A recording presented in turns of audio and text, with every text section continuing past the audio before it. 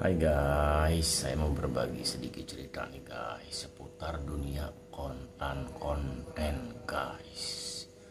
Pada awalnya saya berniat menjadi konten kreator itu karena saya berharap dari konten yang saya buat itu saya bisa mendapatkan penghasilan guys. Ternyata guys, untuk mendapatkan penghasilan dari konten tersebut itu ada syarat-syarat yang harus dipenuhi guys. Syaratnya itu tidak mudah guys. Tidak mudah karena apa? Buat orang-orang atau para konten kreator pemula seperti saya guys. Bukan spesialis di suatu bidang guys, bukan juga suatu profesional guys. Jadi lebih banyak iseng-iseng guys. Jadi dengan berbekal modal seadanya guys, saya mencoba membuat konten guys. Contohnya guys, seperti di YouTube guys.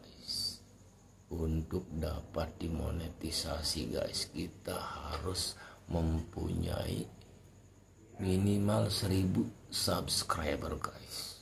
Bayangkan guys, buat orang seperti kita guys, mendapatkan 1000 subscriber itu susah guys. Susah setengah modal guys.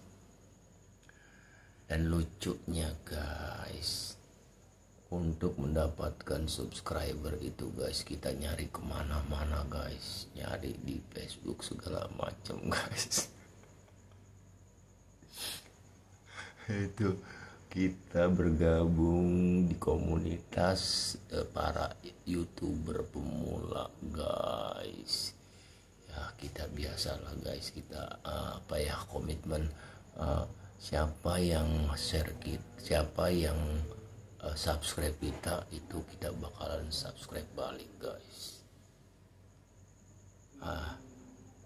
Ternyata guys, cara-cara seperti itu sama sekali enggak efektif guys. Enggak efektifnya bagaimana guys? Artinya guys, kita harus mencari subscriber itu guys kepada orang-orang yang juga sama-sama mencari subscriber guys. Jadi kalau kita nggak subscribe guys, kita nggak di subscribe. Dan ternyata guys, bertahun-tahun guys saya menjadi konten kreator itu tidak mendapatkan 1000 subscriber guys. Akhirnya apa? Ya udahlah, saya nggak usah ngejar target, yang penting saya buat aja. Yaitu kita membuat konten itu berdasarkan hobi aja guys. Istilahnya kita mengekspresikan perasaan kita guys. Jadi sekarang saya prinsipnya seperti itu guys. Saya buat aja konten, terserah mau suka mau enggak, yang penting saya sudah buat guys. Artinya saya nggak punya beban untuk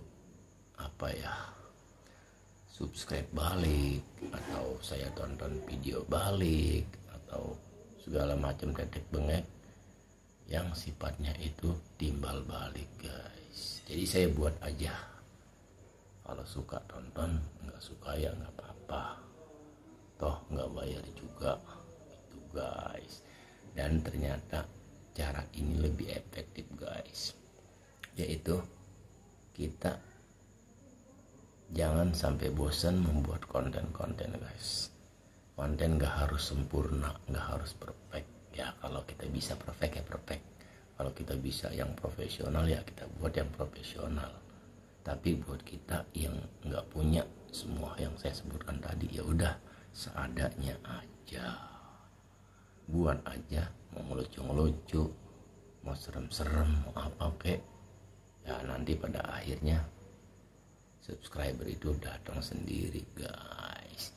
Dan yang datang ke channel kita itu sudah pasti mereka yang suka dengan konten kita guys. Bukan karena kita panggil, bukan karena kita suruh, bukan karena saling subscribe guys. Jadi alami aja guys, organik aja guys, gitu guys. Banyak yang berbicara tentang algoritma YouTube. Jadi menurut pengetahuan yang saya dapatkan dari keterangan di YouTube itu sendiri, bahwa algoritma itu yaitu sistem kerja YouTube yang mana dia menerapkan, yaitu YouTube itu akan merekomendasikan video-video sesuai kepada audiensnya guys. Jadi kalau kita bikin video lucu, itu video itu akan direkomendasikan kepada penonton-penonton yang suka lucu-lucuan guys. Kalau kita suka bikin video yang horor-horor, itu video kita akan direkomendasikan kepada orang yang suka nonton horor guys. Dan rekomendasi kepada penonton itu berdasarkan aktivitas tontonan mereka guys.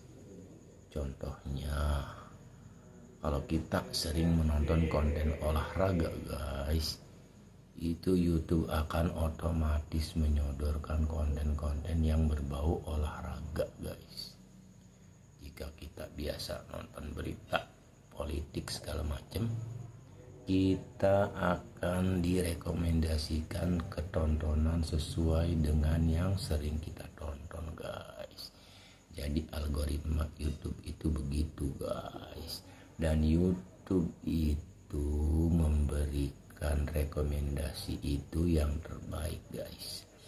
Jadi kalau ada 10 konten horor, itu yang direkomendasikan yang paling banyak diminati guys.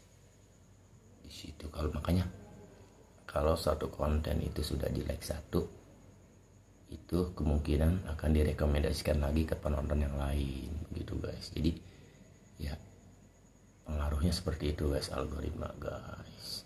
Nah buat para pemula, nggak usah terlalu muluk-muluk dulu bikin kontennya, bikin seadanya aja.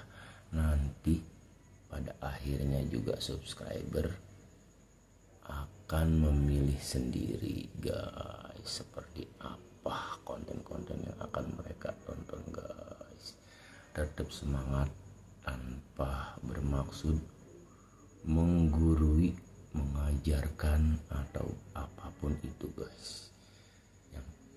Yang pasti saya support kalian buat para YouTuber atau konten kreator pemula guys. Semangat, semoga cita-citanya tercapai guys, menjadi konten kreator yang sukses. Amin.